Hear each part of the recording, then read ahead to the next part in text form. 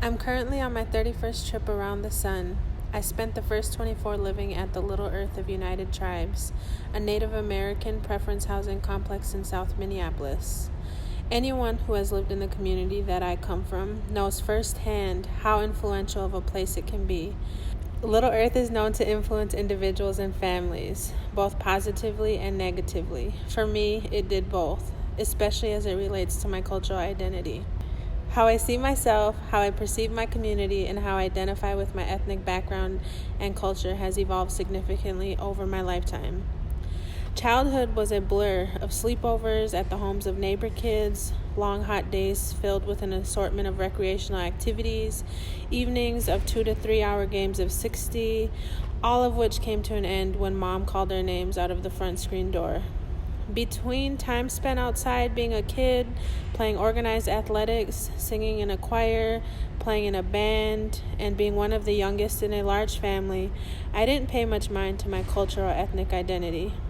Things like offering tobacco, smudging, putting out a spirit dish, and fancy dancing at powwows didn't seem like anything special or significant at that time, especially considering that they were things that we did at neighbor kids' homes, at after-school programs at Little Earth, and even at school.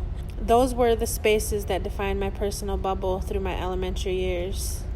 As I progressed into middle school, my bubble expanded and my community grew. I gravitated towards people that looked like me, other students who coincidentally identified as Native and Hispanic, like me. Along with these new friends came new knowledge, language, dress, music preferences, and so much more. I, along with most of my other siblings, began to relate more with our Hispanic heritage.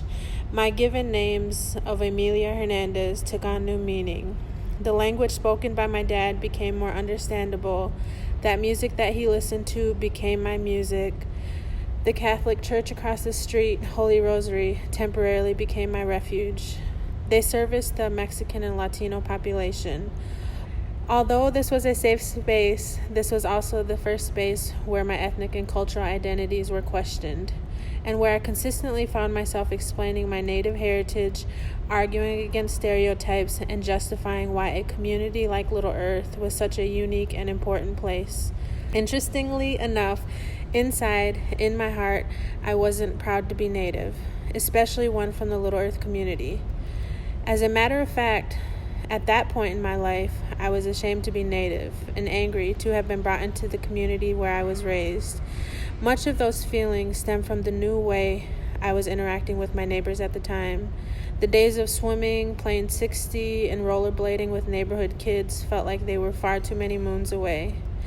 Then, myself, visiting friends, and siblings eventually started getting harassed by neighbors throughout middle school and into high school. Most often came from the neighbors right next door. They would joke about our Spanish music, the way we dressed, and called us names like spick and wetbacks. We were raised to mind our own and not partake in drama unless it was a matter of defending our physical safety. So the harassment continued for years. As much as my identity was evolving at the time, so was the state of my family. We would all agree in saying that we were a dysfunctional family, and for many causes. The majority of us began struggling with mental health issues and addiction. Through these struggles, we lost touch with our Native practices and medicines. I dropped out of high school in 9th grade. I turned to drugs and alcohol. My mother began kicking me out on a regular basis.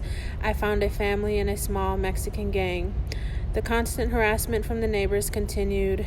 Inevitably, lots of troubles came my way, and I seemed to find trouble around every corner, which eventually led me 2 centimeters from death and laid up in intensive care for a week.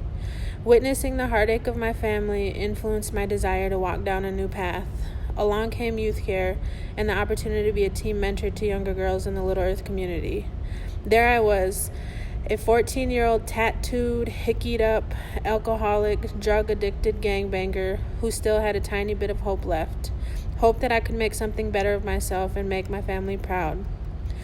One may ask, why would you have a desire to work in the Little Earth community and make a dysfunctional family proud?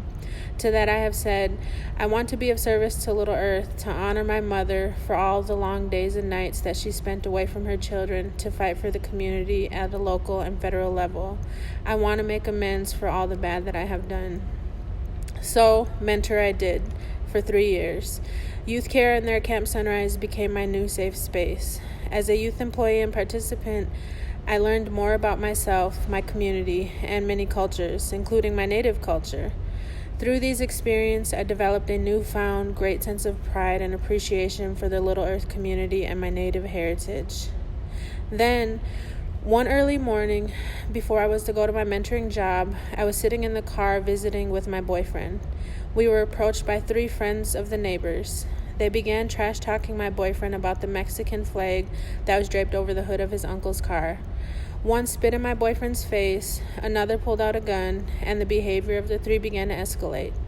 The conflict ended with one of the 3 shooting my boyfriend in the head. That single interaction brought back all that anger and shame.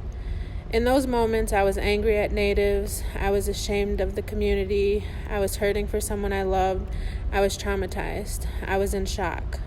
I turned to something I always turn to, my journal. I began writing and releasing those feelings. I suppressed them and continued living my life.